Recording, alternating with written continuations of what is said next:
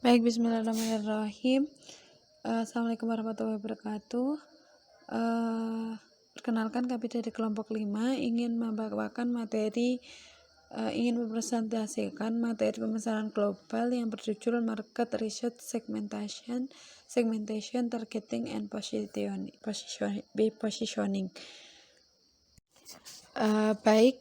Kelompok 5 ini terdiri yang pertama itu ada Bagus Saputro dengan NPM 1801010039,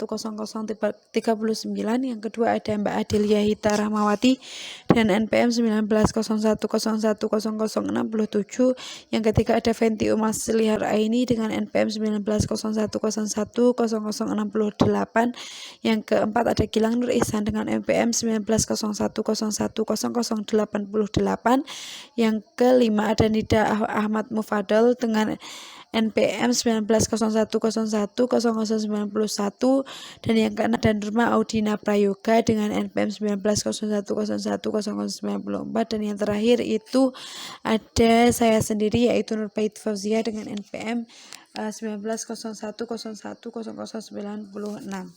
Baik, yang pertama yaitu ada segmentasi pasar. Pengertian segmentasi pasar yaitu kegiatan membagi-bagi pasar yang bersifat heterogen dari suatu produk ke dalam satuan-satuan pasar, segmen pasar yang bersifat homogen. Dengan kata lain, segmentasi pasar yaitu kegiatan membagi pasar menjadi kelompok pembeli yang terbedakan dengan kebutuhan, karakteristik atau tingkah laku yang berbeda, mungkin membutuhkan produk atau bauran pemasaran yang terpisah. Dalam kegiatan bisnis, segmentasi pasar juga digunakan untuk memilih pasar sasaran, untuk mencari peluang, dan untuk menggerogoti segmen pemimpin pasar, dan untuk merumuskan pesan komunikasi untuk melayaninya lebih baik, dan untuk menganalisis perilaku konsumen, mendesain produk, dan lain-lain. Selain pasar kegiatan bisnis, segmentasi pasar dapat digunakan untuk memasyarakatkan suatu undang-undang baru, untuk melakukan kampanye sosial, untuk menyampaikan pembayaran pajak, atau menyampaikan pesan-pesan politik yang menggairahkan kehidupan beragama, serta mendidik para siswa dan lain-lainnya. Baik, selanjutnya yaitu ada manfaat atau kegunaan dari segmentasi pasar. Yang pertama itu, segmentasi pasar dapat mengidentifikasi peluang pengembangan produk baru. Analisis yang cermat terhadap beberapa segmen pasar itu bisa berpotensial dalam menunjukkan adanya satu atau dua kelompok pasar yang memiliki kesamaan atau kebutuhan yang spesifik. Yang kedua, segmentasi pasar dapat membantu mendesain program pemasaran dengan lebih efektif dalam meraih kelompok pasar yang homogen atau memiliki kesamaan karakteristik. Dan yang terakhir itu, kegunaan dari segmentasi pasar sendiri itu dapat mengembangkan strategi pengalokasian sumber-sumber pemasaran dengan lebih baik. Dengan itu dapat melakukan segmentasi pasar yang memfokuskan investasi pada segmen pasar yang spesifik, yang akan didapat keuntungan dalam jangka panjang untuk memenangkan persaingan yang kompetitif.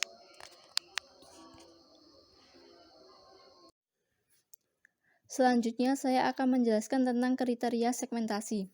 Untuk mengidentifikasi segmen pasar yang homogen, diperlukan upaya untuk membagi-bagi pasar yang mempunyai kesamaan karakteristik dengan menggunakan faktor-faktor atau dasar-dasar segmentasi sebagai berikut. Yang pertama yaitu faktor demografis-geografis. Segmentasi geografis ini membagi-bagi pasar berdasarkan unit-unit geografis. Misalnya saja, sepatu Sky dipasarkan pada wilayah tertentu dan tidak akan dijual di wilayah tropis yang hanya mempunyai 2 musim saja.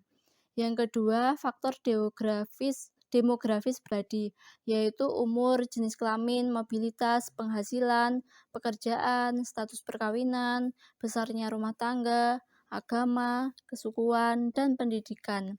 Segmentasi demografis ini memisahkan pasar ke dalam kelompok-kelompok yang didasarkan pada variabel-variabel tersebut. Misalnya saja, pemasar perlu memperhatikan faktor demografi pribadi dengan kriteria umur dan jenis kelamin untuk memasarkan produk baju dan sepatu.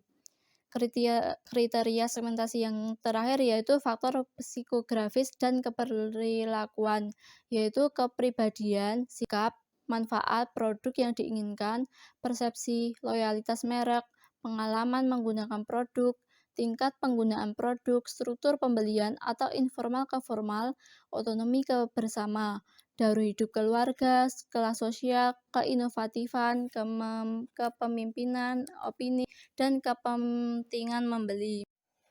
Selanjutnya, peran segmentasi. Berdasarkan keterangan di atas, dapat disimpulkan bahwa segmentasi memiliki peran penting dalam sebuah perusahaan karena beberapa alasan. Yang pertama, yaitu segmentasi memungkinkan perusahaan untuk lebih fokus dalam mengalokasikan sumber daya. Dengan membagi pasar menjadi segmen-segmen akan memberikan gambaran bagi perusahaan untuk menetapkan segmen mana yang akan dilayani. Selain itu, segmentasi memungkinkan perusahaan mendapatkan gambaran yang lebih jelas mengenai peta kompetisi serta menentukan posisi pasar perusahaan. Yang kedua, yaitu segmentasi merupakan dasar untuk menentukan komponen-komponen strategi. Segmentasi yang disertai dengan pemilihan target market akan memberikan acuan dalam penentuan positioning. Yang ketiga, yaitu segmentasi merupakan faktor kunci untuk mengalahkan pesaing dengan memandang pasar dari sudut yang unik dan cara yang berbeda dari yang dilakukan pesaing. Yang selanjutnya yaitu pola segmentasi pasar. Menurut Kotler tahun 2003, terdapat 3 pola segmentasi pasar. Pola ini digunakan untuk mengidentifikasi preferensi segmen. Pola tersebut adalah yang pertama, homogeneous preference atau preferensi homogen. Merupakan pola yang menunjukkan bahwa konsumen memiliki preferensi yang sama terhadap produk atau jasa yang ditawarkan. Yang kedua, diffuse preference. Preferensi yang menyebar merupakan pola yang menunjukkan bahwa konsumen memiliki preferensi yang beragam terhadap suatu produk atau jasa yang ditawarkan. Yang ketiga, cluster preference atau preferensi yang mengelompok merupakan pola yang menunjukkan bahwa konsumen memiliki preferensi yang berkelompok, di mana konsumen yang berada dalam satu kelompok memiliki kesamaan preferensi. Yang selanjutnya yaitu prosedur dan proses segmentasi pasar. Menurut Kotler tahun 2003 bahwa prosedur segmentasi pasar ada 3 tahap, yaitu survey stage, analysis stage, dan profiling stage. Yang pertama, survey stage merupakan tahap melakukan eksplorasi baik melalui focus group, discussion, atau dengan wawancara terhadap beberapa kelompok konsumen untuk memperoleh keterangan mengenai motivasi, sikap, dan perilaku. Yang kedua, analisis stage merupakan tahap analisis terhadap informasi yang telah diperoleh melalui survei. Analisis dapat dilakukan dengan menerapkan analisis faktor untuk menelaah variabel-variabel mana yang berkorelasi tinggi, kemudian menerapkan analisis cluster untuk menciptakan atau mengetahui kelompok-kelompok pasar yang secara signifikan memiliki perbedaan karakteristik. Yang ketiga, profiling stage merupakan tahap untuk mengidentifikasi profil masing-masing cluster yang berbentuk. Dengan ini akan teridentifikasi perbedaan masing-masing cluster berdasarkan sikap dan perilaku, demografi, psikografi, manfaat, dan value. Selanjutnya, saya akan menjelaskan tentang syarat segmentasi yang efektif, dibagi menjadi 5. Yang pertama, measurable atau terukur. Measurable berarti segmen pasar dapat membantu perusahaan dalam mengukur potensi pasar, daya beli konsumen, serta ukuran alokasi sumber daya. Yang kedua, substansial atau banyak. Substansial berarti segmen tersebut besar dan profitable untuk dilayani. Yang ketiga, accessible atau dapat diakses. Accessible berarti segmen tersebut harus mudah dijangkau untuk dilayani. Yang keempat, differentiable atau dapat dibedakan. Differentiable berarti segmen tersebut dapat dibedakan dengan jelas. Yang kelima, actionable atau dapat dilayani. Actionable berarti segmen tersebut dapat dilayani dengan sumber daya yang dimiliki perusahaan. Yang selanjutnya adalah targeting atau menetapkan target pasar adalah tahap selanjutnya dari analisis segmentasi. Target market yaitu satu atau beberapa segmen pasar yang akan menjadi fokus kegiatan pemasaran. Kadang-kadang targeting juga disebut selecting karena marketer harus menyeleksi. Menyeleksi di sini berarti marketer harus memiliki keberaniannya pada beberapa bagian saja atau segmen dan meninggalkan bagian lainnya. Dalam menetapkan sasaran pasar atau target pasar, perusahaan terlebih dahulu harus melakukan segmentasi pasar dengan cara mengelompokkan konsumen atau pembeli ke dalam kelompok dengan ciri-ciri atau sifat yang hampir sama. Setiap kelompok konsumen dapat dipilih sebagai target pasar yang akan dicapai. Penentuan target pasar sangat penting karena perusahaan tidak dapat melayani seluruh konsumen atau pembeli yang ada di pasar. Yang selanjutnya adalah menentukan target market. Dalam menetapkan target market, perusahaan dapat mempertimbangkan beberapa pola yang dapat dijelaskan sebagai berikut. Yang pertama, single segment concentration. Single segment concentration maksudnya adalah perusahaan dapat memilih satu segmen saja. Perusahaan lebih bisa mencapai posisi yang kuat di satu segmen dengan pengetahuan yang baik terhadap kebutuhan segmen sehingga bisa diperoleh keuntungan. Namun konsentrasi di satu segmen mempunyai potensi risiko yang cukup besar sehingga alasan inilah yang mendasari perusahaan untuk memilih lebih dari satu segmen. Yang kedua, multi-segment marketing. Maksudnya perusahaan memilih dua atau lebih segmen pasar dan menyusun bauran pemasaran yang terpisah bagi setiap segmen tersebut. Yang ketiga, selective specialization. Maksudnya adalah perusahaan menyeleksi beberapa segmen. Segmen yang dipilih mungkin tidak saling berhubungan atau membentuk sinergi, tetapi masing-masing segmen menjanjikan uang. Strategi ini lebih dipilih oleh perusahaan untuk menghindari kerugian walaupun salah satu segmennya tidak produktif, tetapi perusahaan tetap memperoleh pendapatan dari segmen yang lain. Yang keempat, product specialization. Maksudnya perusahaan berkonsentrasi membuat produk khusus atau tertentu. Melalui cara ini, perusahaan membangun reputasi yang kuat di produk yang spesifik. Namun resikonya tetap ada, yaitu apabila terjadi kekurangan bahan untuk pembuatan produknya atau keterlambatan melakukan perubahan teknologi. Yang kelima, market specialization. Maksudnya adalah perusahaan berkonsentrasi melayani berbagai kebutuhan dalam kelompok tertentu. Perusahaan memperoleh reputasi yang kuat dan menjadi channel untuk semua produk baru yang dibutuhkan dan dipergunakan oleh kelompok tersebut. Risiko atau kerugian akan timbul apabila kelompok tadi mengurangi pembelian atau kebutuhannya. Yang keenam, full market coverage. Maksudnya adalah perusahaan berusaha melayani semua kelompok dengan produk yang dibutuhkan, namun hanya perusahaan besar yang bisa melakukannya. Yang terakhir adalah market coverage strategi, merupakan strategi yang dilakukan dengan menggunakan sistem membership, serta produk tidak dijual bebas, hanya di toko sendiri, sehingga dapat memudahkan konsumen dan produsen. Kriteria targeting. Kloter, Kartajaya, Huan, dan Liao menyatakan ada 3 kriteria yang harus dipenuhi perusahaan pada saat mengevaluasi dan menentukan segmen mana yang akan dijadikan target, yaitu pertama, perusahaan harus memastikan bahwa segmen pasar yang dibidik itu cukup besar dan akan cukup menguntungkan bagi perusahaan. Yang kedua, bahwa strategi targeting itu harus didasarkan pada keunggulan kompetitif perusahaan yang bersangkutan. Keunggulan kompetitif merupakan cara untuk mengukur apakah perusahaan memiliki kekuatan dan keahlian yang memadai untuk menguasai segmen pasar yang dipilih sehingga memberikan value bagi konsumen. Yang ketiga adalah bahwa segmen pasar yang dibidik harus didasarkan pada situasi persaingannya. Perusahaan harus mempertimbangkan situasi persaingan yang secara langsung atau tidak langsung mempengaruhi daya tarik targeting perusahaan. Kriteria memperoleh target market optimal. Ada 4 kriteria untuk memperoleh target market optimal. Yang pertama yaitu responsif. Pasar yang dituju harus responsif terhadap produk yang akan diluncurkan. Untuk mendapatkan respon yang positif, maka perlu diketahui target market yang tepat sebelumnya. Responsif pasar diketahui bisa dengan bantuan riset pasar, melakukan jejak pendapat dengan mengacu pada segmentasi pasar konsumen.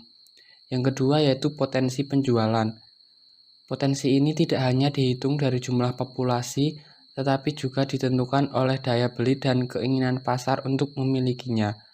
Keinginan ini harus diciptakan dengan mempertimbangkan kesiapan pasar menerima produk tersebut, kelayakan produk dan kemampuannya meningkatkan kepuasan. Persiapan analisa awal serta pertimbangan yang matang akan mendapatkan target potensi penjualan yang baik. Yang ketiga yaitu jangkauan media. Media untuk promosi memiliki pengaruh yang besar terhadap tercapainya hasil optimal dari pemasaran suatu produk. Target market harus dapat dicapai dengan optimal sehingga perlu perencanaan media iklan yang tepat serta memahami karakter media tersebut. Yang keempat yaitu sensitivitas terhadap pasar. Untuk mempertahankan sebuah target market, maka perlu selalu memantau keadaan dinamika pasar secara konsisten.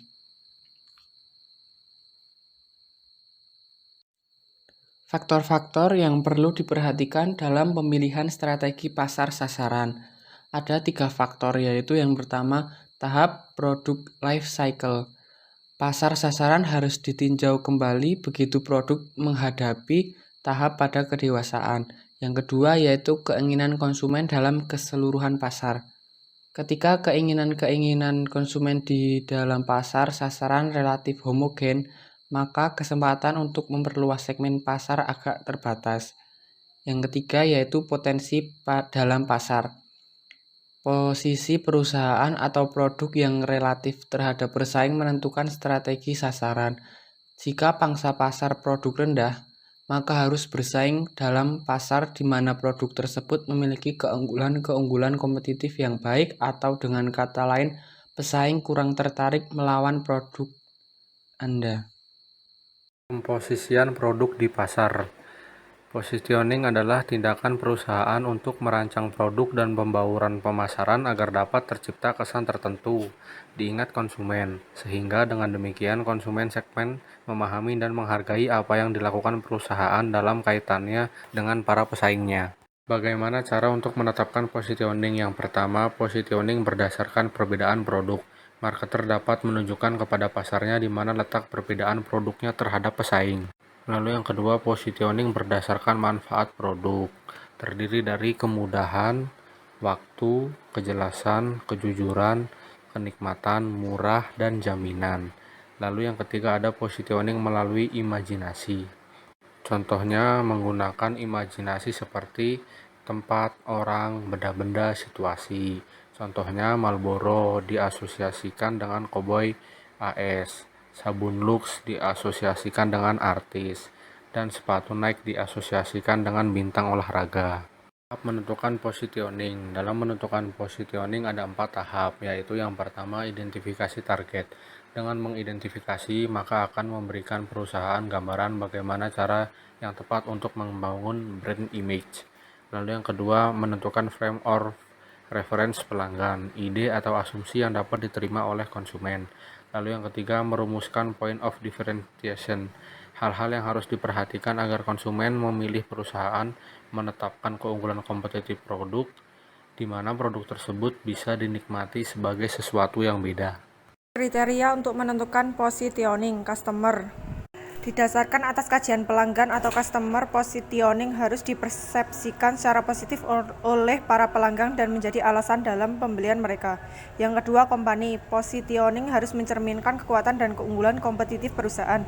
Yang ketiga, competition harus bersifat unik sehingga dapat dengan mudah mendiferensiasikan diri dan memiliki perbedaan khusus dibanding dengan produk saingannya. Yang keempat, change.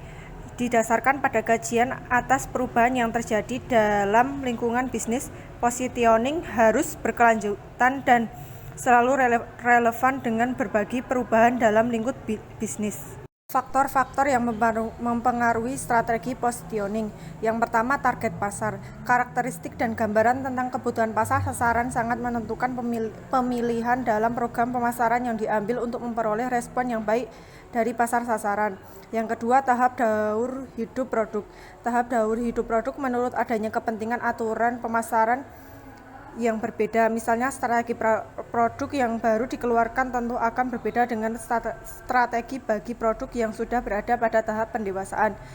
Yang ketiga, prioritas manajemen. Suatu kegiatan pemasaran merupakan kombinasi antara variabel marketing mix yang menyangkut unik bisnis yang strategis, sehingga konflik yang berkaitan antara variabel itu tidak dapat dihindari, seperti apakah perusahaan ingin membuat strategi dengan membangun image produk berdasarkan harga rendah dengan sedikit mengabaikan atau sebaliknya. Untuk menghindari konflik itulah maka manajemen perlu mengadakan prioritas. Yang keempat, sumber daya dan pesaing. Strategi yang baik adalah strategi yang mampu mengkombinasikan antara unsur kekuatan dari dalam perusahaan untuk melawan pesaing tanpa mengurangi perhatian dari faktor luar perusahaan. Baik, selanjutnya yaitu ada pengertian riset pemasaran sendiri. Menurut Philip Kotler yang dikenal sebagai salah satu guru besar pemasaran dari dunia, itu mendefinisikan bahwa riset pemasaran itu sebagai suatu perancangan, pengumpulan, analisis, serta pelaporan yang sudah tersistematis dari data atau berbagai penemuan yang relevan dengan adanya situasi pemasaran tertentu yang telah dihadapi oleh sebuah perusahaan. Baik, selanjutnya itu ada tahapan riset pemasaran. Yang pertama yaitu ada mengidentifikasi permasalahan riset. Jadi pemasar harus mengidentifikasi permasalahan yang ada pada suatu pasar di sebuah negara. Lalu yang kedua itu ada mengembangkan rencana riset, di mana mengembangkan rencana riset itu ketika kita setelah mendefinisikan masalah yang ada yang akan kita pelajari atau pertanyaan yang harus dijawab, pemasar harus membuat serangkaian pertanyaan baru. Apakah informasi ini bagi saya bernilai, yang berarti dalam bentuk uang, apa yang akan kita dapatkan dengan mengumpulkan data tersebut, dan apakah biaya dari data yang tidak diperoleh itu dapat diubah menjadi informasi yang bermanfaat. Lalu riset membutuhkan investasi baik dari segi uang maupun waktu manajerial, dan karenanya perlu dilakukan analisis biaya keuntungan sebelum diproses lebih lanjut.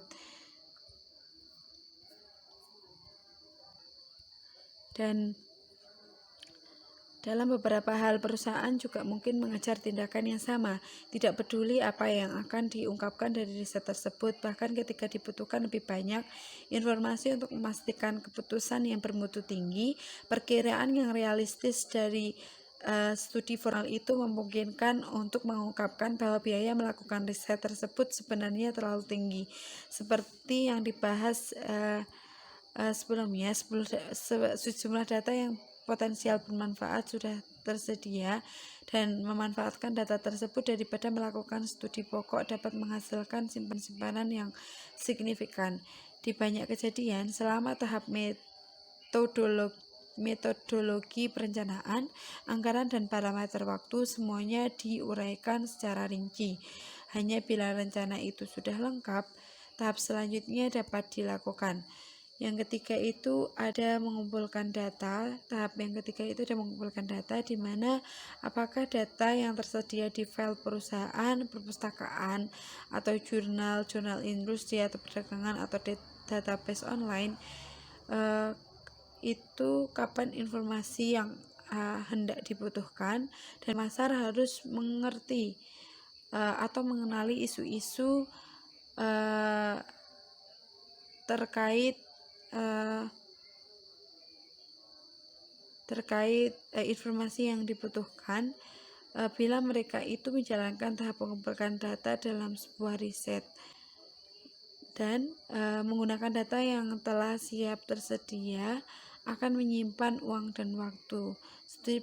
Studi pemasaran formal biaya Ia dapat mencapai ratusan atau ribuan dolar dan membutuhkan waktu berbulan-bulan untuk menyelesaikannya.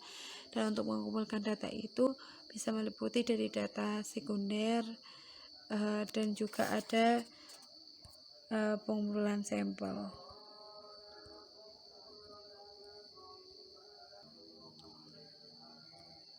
Yang keempat itu ada analisis data, di mana di analisis data ini terbagi menjadi dua, yaitu analisis perbandingan dan analisis kelompok, di mana analisis perbandingan ini adalah salah satu peluang unik dari analisis pemasaran global untuk membandingkan potensi pasar dan kinerja pemasar di pasar negara yang berbeda dalam titik waktu yang sama.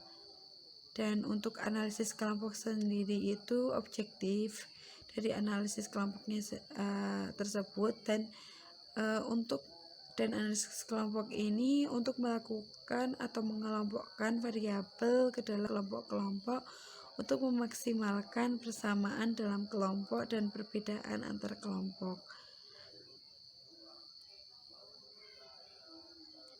Dan yang kelima itu yaitu menyajikan hasil penemuan, di mana laporan yang didasarkan pada riset pemasaran itu harus bermanfaat bagi para manajer sebagai masukan dalam proses pengambilan keputusan. Apakah laporan itu disajikan dalam bentuk tertulis atau secara lisan atau bahkan secara elektronik melalui video tape. Laporan tersebut secara jelas harus berkaitan dengan permasalahan atau peluang yang telah diidentifikasi dalam tahap pertama. Banyak manajer yang merasa tidak nyaman dengan diidentifikasi dengan jargon riset dan analisis kuantitatif yang kompleks. Dan hasil riset tersebut harus secara jelas merumuskan dan menyediakan dasar bagi tindakan yang akan diambil oleh pihak manajerial. Begitupun sebaliknya. Baik, selanjutnya itu ada isu-isu terkini dalam riset pemasaran global.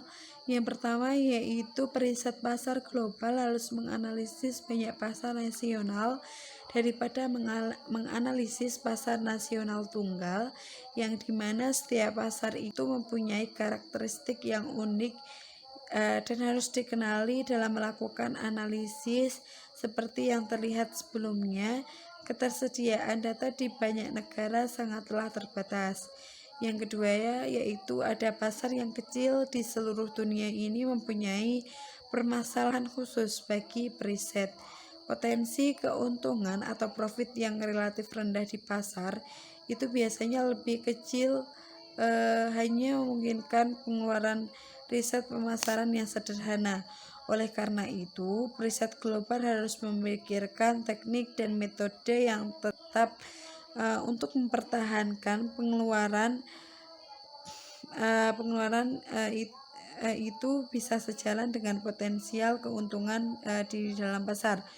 Dalam pasar yang lebih kecil terdapat tekanan bagi para periset untuk menemukan hubungan antara ekonomis dan demografis, sehingga dapat mengestimasi permintaan berdasarkan informasi yang maksimum. Mungkin periset juga mungkin perlu juga digunakan riset survei yang murah yang mengorbankan beberapa kehebatan dan kekuatan statistik untuk mencapai hasil dalam keterbatasan akibat anggaran riset pemasaran yang lebih kecil. Lalu permasalahan lain yang sering dihadapi di negara-negara berkembang itu adalah bahwa ada data yang mungkin dibesar-besarkan atau dikurangi, baik dengan kurang hati-hati atau untuk kebijakan politik. Selanjutnya yaitu permasalahan lainnya yaitu ada bahwa tingkat komparabilitas pada statistik internasional itu sangat beragam. Tidak hanya teknik pengumpulan data standar yang menimbulkan permasalahan. Lalu adanya teknik pengumpulan data standar atau perbedaan antara pengumpulan data standar tersebut masih dijumpai di berbagai tempat di dunia ini. Dalam beberapa kasus yaitu dalam perbedaan yang amat signifikan di daerah Jerman. Selanjutnya yaitu ada data survei mempunyai masalah tinggi komparabilitas yang sama. Mungkin itu. Lalu selanjutnya itu ada kendali kantor pusat atas riset pemasaran global, di mana isu ini sangat penting untuk pemasaran global, yaitu di mana meletakkan kendali dan kemampuan organisasi riset dan perbedaan antara perusahaan multinasional dan perusahaan polisentris dan global serta perusahaan geosentris mengenai isu itu sudah jelas. Perusahaan multinasional bertanggung jawab atas riset yang didelegasikan kepada anak perusahaan operasional, dan perusahaan global mendelegasikan tanggung jawab untuk riset pada anak perusahaan operasional tetapi mempertahankan tanggung jawab keseluruhan dan mengendalikan riset sebagai fungsi kantor pusat. Dalam praktiknya, hal ini berarti bahwa perusahaan global akan memastikan bahwa riset itu bisa dirancang dan dilaksanakan sehingga menghasilkan data yang dapat diperbandingkan. Lalu agar dapat diperbandingkan, maka skala atau pertanyaan dan serta metodologi riset itu haruslah standar. Untuk mencapai semua hal ini, perusahaan harus memperkenalkan tinggi untuk pengendalian dan meninjau riset pemasaran pada tingkat global. Dan direktur dari riset pemasaran yang mencakup seluruh dunia untuk memberikan respon pada kondisi lokal ketika dia mencari program riset yang dapat diimplementasikan di seluruh dunia. Kemungkinan besar direktur pemasaran itu tidak akan menjumpai sejumlah program yang disesuaikan dengan kelompok negara yang mempunyai persamaan dalam kelompok, serta agenda dari program riset terorganisasi yang tercakup seluruh dunia mungkin akan terlihat seperti hal tersebut. Baik, mungkin itu saja presentasi yang kami sampaikan. Apabila terjadi kesalahan kata, kami mohon maaf. Billahi fisabilillah haq wastabiqul khairat. Wassalamualaikum warahmatullahi wabarakatuh.